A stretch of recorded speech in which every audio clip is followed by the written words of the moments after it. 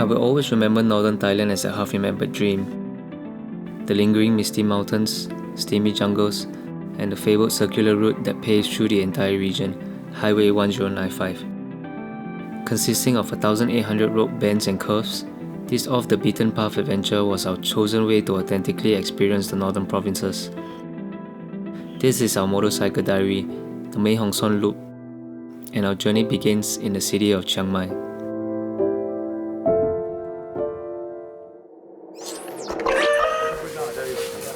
Oh, what's going on? Oh shit, it's coming back!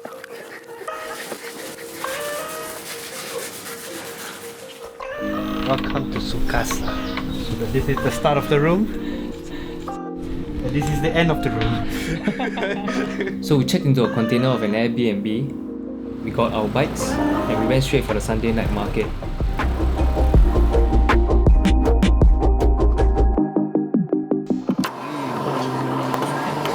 We then hit up the local bar and headed back to our Airbnb to call it a night.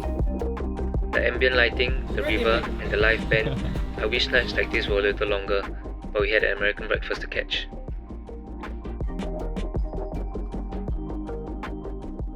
And so our journey begins.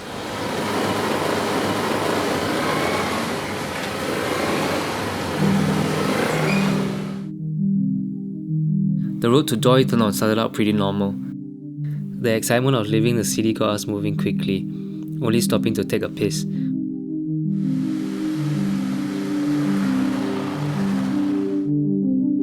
The temperature dipped quickly as we cruised through the lush greeneries and tackled the elevation. It was summer in Chiang Mai, but when you're on a bike in the mountains, the blistering cold made it feel like winter. Just continue dancing. Ooh, ooh. After half a day of riding, the view of the majestic Doi Inthanon National Park was rewarding. Right there, we were on the highest peak in Thailand.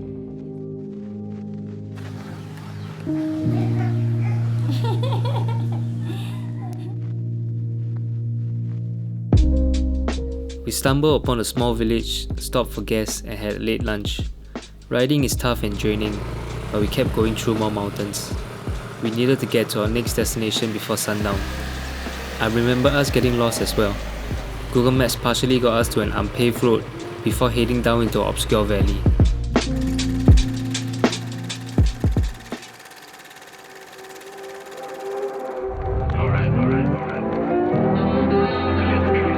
There is no better way to enjoy the mountains than to live in between them. After a long day of riding, we ditched our bikes and hopped on something way sturdier for the terrain.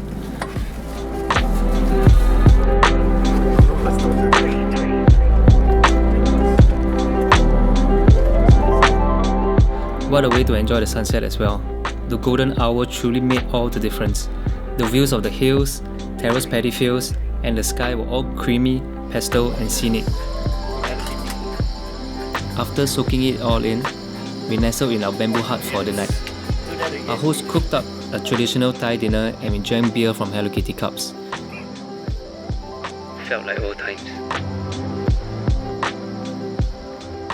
And at that very moment, we saw the Milky Way in all its glory.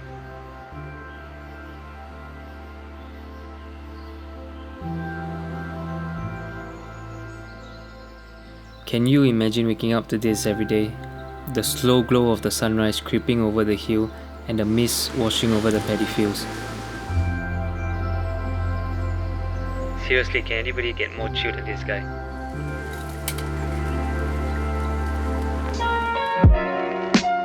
One of the main aims of the trip was to get back to nature, to break routine, to escape into the simple country existence and enjoy the rural landscapes.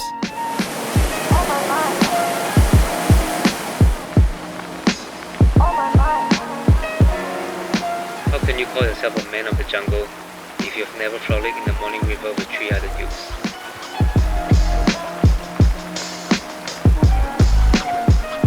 The river's undertow was deceivingly strong and the water was extremely cold. It was a good way to wake ourselves up. Got my eyes all glossy and shit. Also, the Kowit getaway truck was on standby to get us out of here.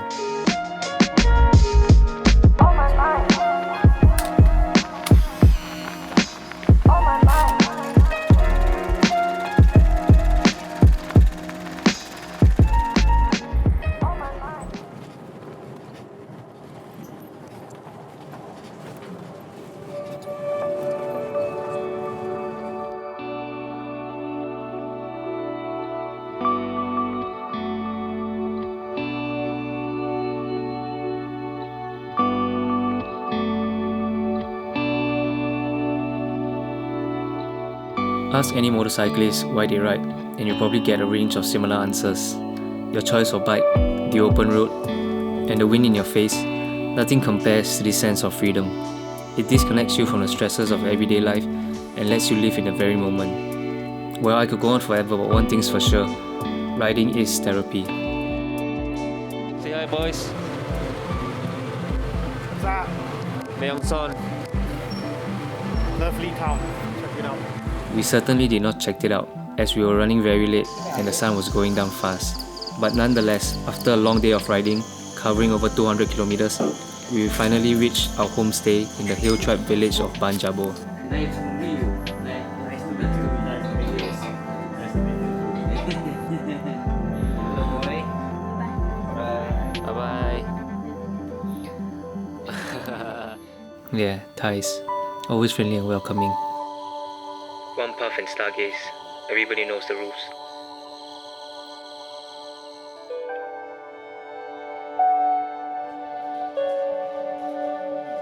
The thing about these village homestays is that the owners simply let themselves in to see whether we are awake and just to chill together, which I thought was kind of nice.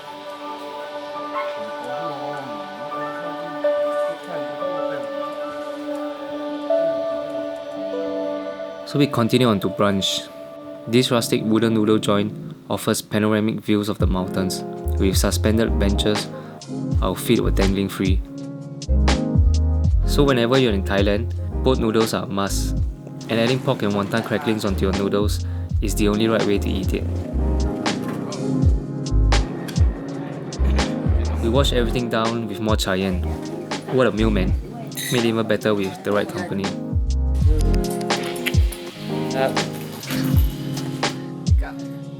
Say bye-bye. Thank you. Thank you. Hey, thank you. Thank you. Thank you.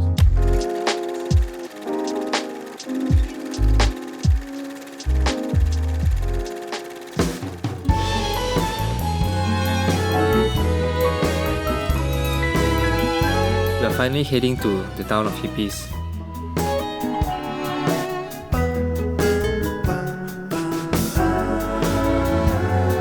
We had 2 nights there to relax and recuperate from all that riding. There wasn't much of a plan but to enjoy the town and to find out how many cow soils we can actually eat. The town of Pai in itself had an unexplainable vibe. Chilly weather, cheap beers, and 200 baht all you can eat mookata dinners. Even the street dogs are chill and welcoming. The following day we did a little Muay Thai, hiked up the white Buddha statue, and enjoyed the views. When it was time for dinner, we always made it a point to search out those hole-in-the-wall places where locals go to eat. When a restaurant looks like this, you know you're bound to get the best authentic Thai dishes. There is this homely feel to everything, and more often than not, you'll get very good interactions with the locals. Also, what is Thailand without a little Samtil action?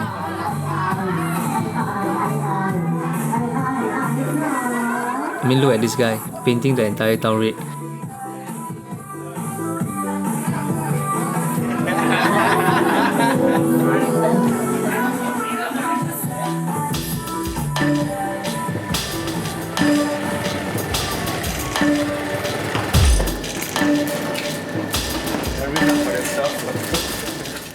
Gotta have that 7-Eleven toasties for your drunken munchies. You don't know what you get. You can just count how many you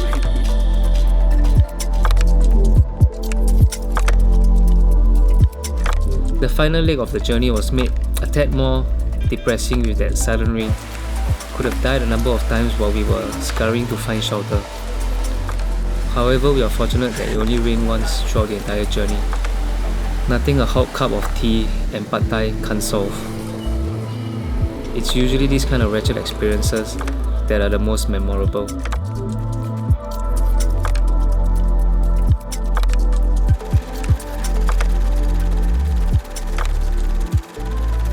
And just like that, we completed the 600 kilometers Mae Hong Son Loop. Life is about good adventures and even greater friends. It's always a cliche to name your clique when you're young and dumb. But the outlook is different when, even after a decade of camaraderie and adventure stories to last a lifetime, we are all still in it. I couldn't help but notice memories resembles the universe. The endeavors we had in the army, we reminisce about, will always be out there in the void, even if we are unable to see them in this very moment. The Mae Hong Son Loop will always be a memory that makes up some of the brightest stars.